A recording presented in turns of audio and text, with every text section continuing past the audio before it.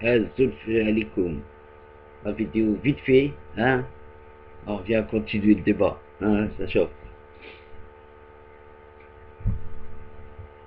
Le problème, il est plus profond qu'il n'y paraît. Le problème d'ailleurs, il est, comment dire, il est fondamental. Je vais trouver l'autre mot après.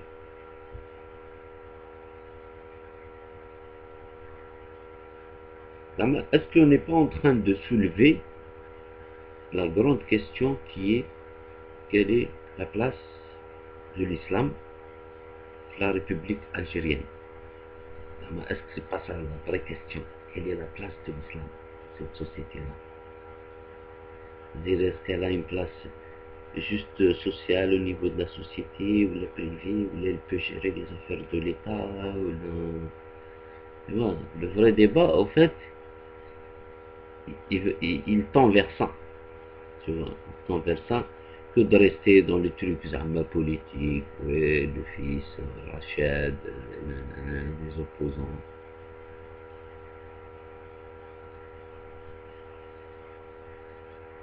Ouais, moi, je suis quelqu'un de pragmatique. Pragmatique, ça veut dire pragmatique. هذا هو. Quand je fixe un objectif, tu vois, j'ai toujours avec l'objectif en vue. Même s'il y a des trafiches sur les côtés, l'objectif il est en haut.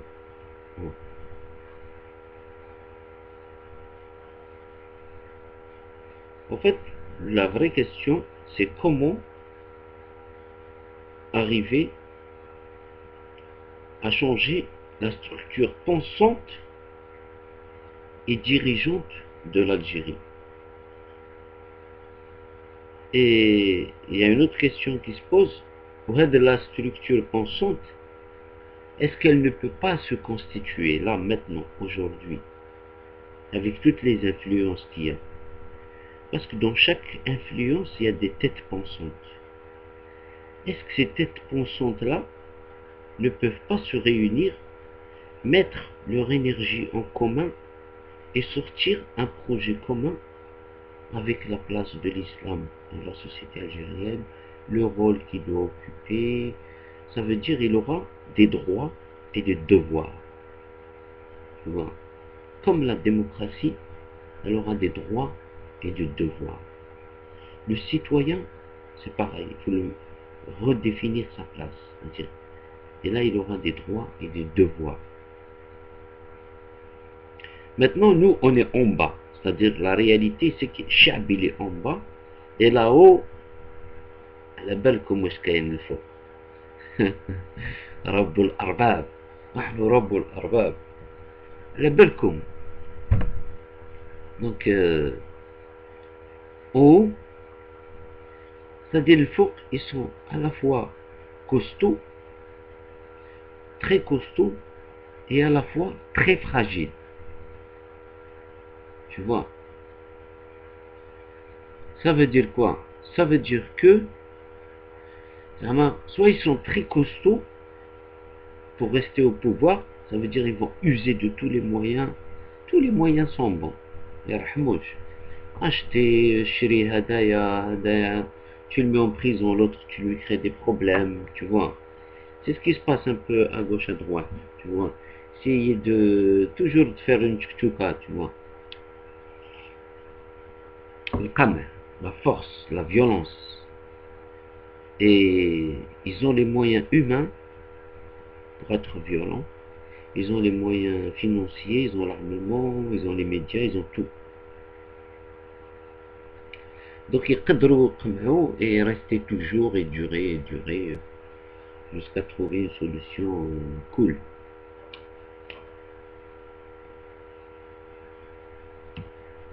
La deuxième, le deuxième cas de figure, c'est qu'ils sont très très fragiles à la fois. On sait qu'ils sont très fragiles.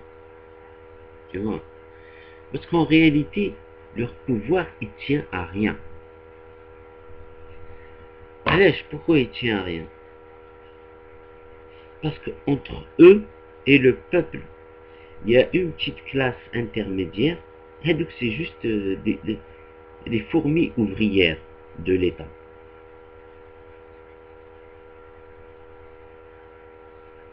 Et donc les fourmis ouvrières, elles sont toujours là, elles ont toujours été là, elles seront toujours là. Mais quel que soit, c'est-à-dire les institutions, les fonctionnaires de l'État, ils seront toujours là. C'est eux qui font fonctionner l'État. Après, bien ou mal, c'est une autre histoire. Tu vois.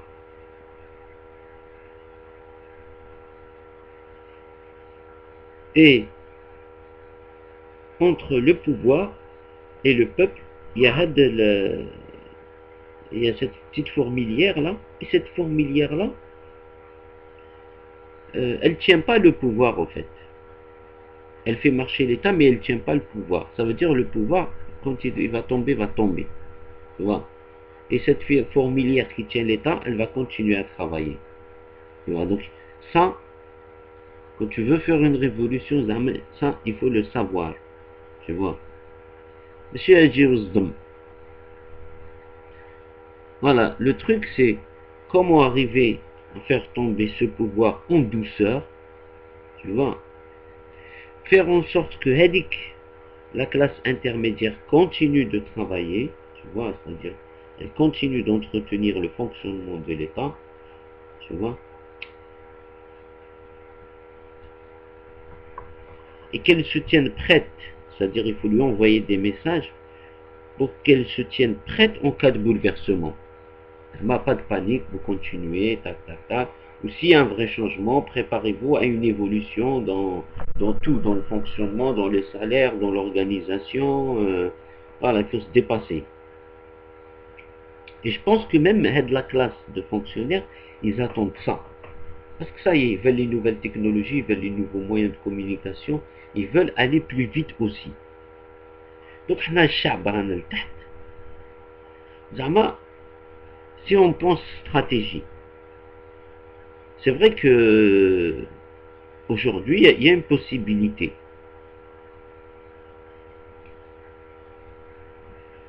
Il y a une possibilité à ce que ce soit le peuple qui fasse un putsch, cette fois-ci. Moi, je pense que, garde le peuple, toutes les forces d'opposition, il faut qu'elles se réunissent, en fait. Tu vois, parce que chaque force d'opposition a elle-même, c'est un projet social. Tu vois. Donc, quand dans l'opposition, tu as plusieurs partis et que chaque parti, c'est un projet social, il y a un problème. Purée de cacahuètes. Il y a un vrai problème. L'opposition, elle est vieille. Elle est vieille ou elle est vieillissante ou il y a une jeunesse derrière eux. Ils ne les voient pas ou ils ne les entendent pas. Il y a une coupure quelque part. Tu vois. Et déjà, il faut traiter cette coupure-là le plus vite possible, les armes. Il faut vraiment, déjà, les partis viennent s'exprimer, plus ils parlent entre eux. C'est. Il n'y a pas d'autre solution. Les règlements de compte, c'est pour après. Tu vois. C'est une occasion historique. Tu vois. Par exemple, les jeunes, ils veulent comprendre ce qui s'est passé dans les années 90. Tu vois. Ce qui s'est passé dans les années 90, ça c'est pour les jeunes. Jamais si vous voulez comprendre ce qui s'est passé dans les années 90, chauffe-vous l'opposition d'aujourd'hui, comment elle parle, comment elle communique, comment elle réagit. C'est exactement la même chose. Tu vois. Sauf que les rapports de force sont inversés. Voilà, les rapports de force, le pouvoir, il a renversé les rapports de force en sa faveur. Voilà. C'est-à-dire, le résultat, c'est qu'on est toujours dans la merde, mais que ce pouvoir-là, il a renversé le rapport de force. C'est lui qui a le rapport de force. Et c'est ce rapport de force-là qu'il faut arriver à casser. Voilà. Et justement, pour mettre un plan en place, il faut qu'ils ils s'entendent. Il faut que cette opposition, il faut que je sais pas, quel Wahed, qu'est-ce qu'il a dit? Ah oui, Bendes. Ah, voilà. Bendes, il a fait une vidéo. Il y a un passage, bon, c'est trop long, mais d'ailleurs, même moi, il faut que je fasse des vidéos courtes. Gallic, il faut que les jeunes, les étudiants, les jeunes travailleurs et tout algériens, les amis d'Khlou, par exemple le GTA, les syndicats des travailleurs algériens, l'Union générale des travailleurs algériens, ils prennent le GTA, tu vois. Et c'est pareil pour les autres partis politiques. Il faut que les jeunes rentrent dans ces partis et ils prennent, même si c'est dur, il y aura des luttes, mais il faut prendre ces partis en main. Parce que نقول لكم علاش يا les jeunes, نعطيكم واحد de l'information. Parce que on casse pas, on fait pas une omelette sans casser d'œufs, tu vois. Il y a pas d'omelette sans œufs. Parce que quand tu es dans un parti politique, ou là tu es dans une structure, tu vois, politique, ou l'associative, ou la syndicale, là, c'est-à-dire institutionnellement et constitutionnellement, juridiquement, tu existes. Tu as un droit d'existence. Tu vois. Mais déjà, tu es un peu protégé. Tu vois. Après, il y a la mafia là, qui travaille derrière. Mais déjà, tu as une existence institutionnelle. Et en plus, l'État, il donne des aides.